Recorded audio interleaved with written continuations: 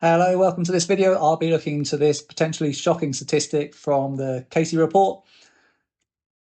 Just in case you're not aware of it, the Casey report is a report issued by Baroness Casey in terms of a national audit of these horrific crimes. And if we look into the contents, we can see that chapter 2 is where that particular number comes from. It's a timeline on child sexual exploitation. And what I've had to do, it's not completely obvious, the data. It goes through a number of individual cases and says, this particular one, there were 18 convictions and they predominantly came from this group or that group. So I've had to make some assumptions using ChatGPT to tell me how much of a group is predominantly, how much is, mostly, things like that. But if you go through line by line of the cases presented in chapter 2, you get the data showing there was 65% of the convictions were Asian men compared to just 23% of white men. I should say white people, because there are women involved here, although it's predominantly men. And if you compare, obviously, 65% to the UK census data, where we have just 7% of Asian, it's clearly a massive discrepancy. But it is worth noting that I call this the newspaper headlines section. It feels like a fairly random set of cases which obviously made the newspaper headlines. And so, Baroness Casey and her team have gone through and identified these as sort of big ticket items and so presented them. But I don't think it's in any means a complete set of all of the cases or convictions. And in fact, we have 223 convictions only, so it is a relatively small data set, although clearly the discrepancy here is massive compared to what you would expect. So statistically significant discrepancy. That this is not like a standard set of the UK population. So we need to be a little bit careful with this, not going overboard, because it's only 223, but it is incredibly significant. I would say that it feels like, if you're worried about the mainstream press not covering this in all its horrific glory, then I think this is quite a good indication that the big cases that have reached national attention clearly do show this incredible bias towards certain groups in the UK. So it's not like the press are hiding away from this information, whereas potentially other parts of the country is. We can also see in the newspaper headlines section, we can see the split of Pakistani convictions. So out of that 223, we got 37% of those are from the Pakistani community. And obviously, we've only got even less than 7% of the community from Pakistan. 3% is my estimate, in which case, essentially, those people must be having a propensity 20 times the norm. So, outrageously different to normal. So clearly there is something in that. But again, I'd go back and say this is only 223 convictions. However, we go back to the contents of this paper, we can see there's another chapter, chapter 4, where we've got some additional data, which is primarily coming from police sources. And if we look at those, we get this one here. So this is, if you add up the various police investigations which have provided data, and Baroness Casey herself is very clear that most of them aren't even collecting this data. But if you look at the cohorts that have, you end up with 48% of the convictions Asian people and only 41% white. And again, 48% is a huge discrepancy compared to 7%. And we're talking about over 1,000 convictions. So again, massively statistically significant that there's a massive overrepresentation in this data of Asian people compared to what we would expect. And this is, probably a better source.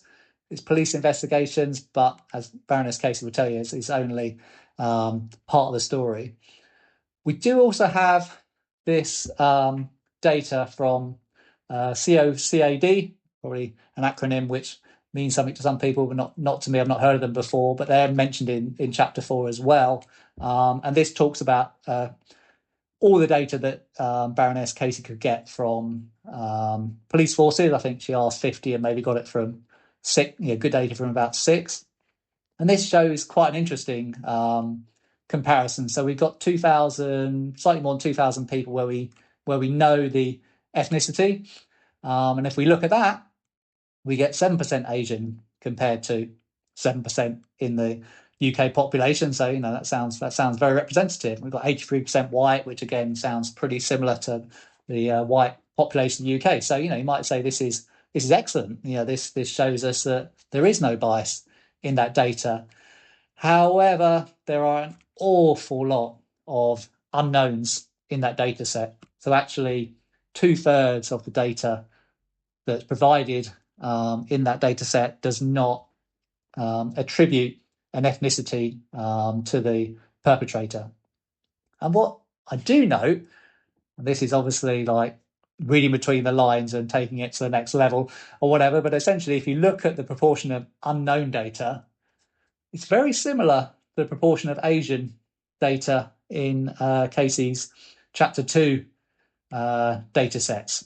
And similarly, the white proportion now, if you assume that all those unknowns really were Asian, the white proportion is again quite similar to what we would have seen in Section 2. So it's not, you can't make this direct, can't establish as a direct fact, but it does look quite interesting how perhaps there's some kind of hinting that maybe the ethnicity of lots of these perpetrators is known but doesn't want to be shown by the police for whatever reason, and that information been held back. But obviously that's entire speculation. I'm sure that's not what's driving this. It's just they don't have the resources, or they haven't been asked to collect that data. And one of the major actions from Baroness Casey is to collect this data going forward, so we'll actually have something reliable to work on. And I think it's also interesting to note at this point that Baroness Casey does call out a Home Office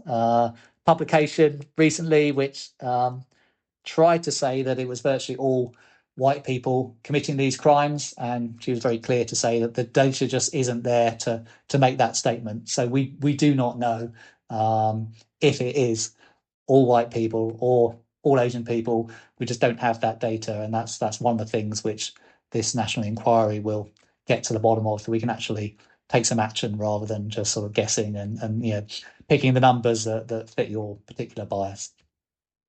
So when we go back to the original question, did the Casey report say that 65% of group child sexual exploitation is carried out by just 8% of the population? Well, yes, it does say that if you sort of read between the lines, but only on a very small cohort of data. And there's a lot of other information where we just it doesn't say that much. Sometimes it says it's sort of large proportion Asian, sometimes it's large proportion white.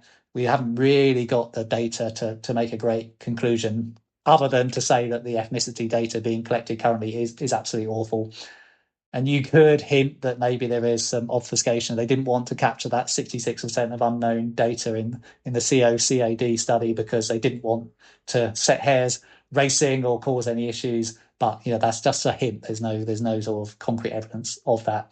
And all we know really is that massive action is required to get this data, collect this data properly, so we can actually get our hands around this problem and understand what's going on, because ultimately the most important people here are the victims, and we need to stop future victims happening. So hopefully Baroness Casey, I've seen her on a few TV shows, she comes across incredibly well. She's clearly not going to be cowed by any political influence. She's just going to get going and sort this problem out, hopefully once and for all. So we just need to make sure the terms of the national inquiry are set correctly and just let her get on with it. So that's all I have to say on this topic. I hope you found it useful for me to come in and just present you some statistical data that's sort of hiding in that report to help you maybe sort of cut through some of the headlines that you've been seeing, for whichever side of the political spectrum wants to tell you one side of the story. Hopefully you can now see it's much more nuanced, and ultimately no one really knows what's going on. But perhaps the press isn't quite as bad as some people might vilify them. They are latching on to the right cases and reporting those, but maybe other areas aren't being quite so honest with everyone. Anyway, please please subscribe if you enjoyed this video and you want to hear more from me. You want me to do more numerical insights into leading stories. yeah, like, subscribe, comment, join the comments section, and as usual in my videos, I've put out the details of all the sources. There's only one source here. It's quite a simple sources one, but I always put the sources in the notes so you can see objectively, what I'm looking at, and you can recreate what I've done in your own time. Great, thank you. Bye bye.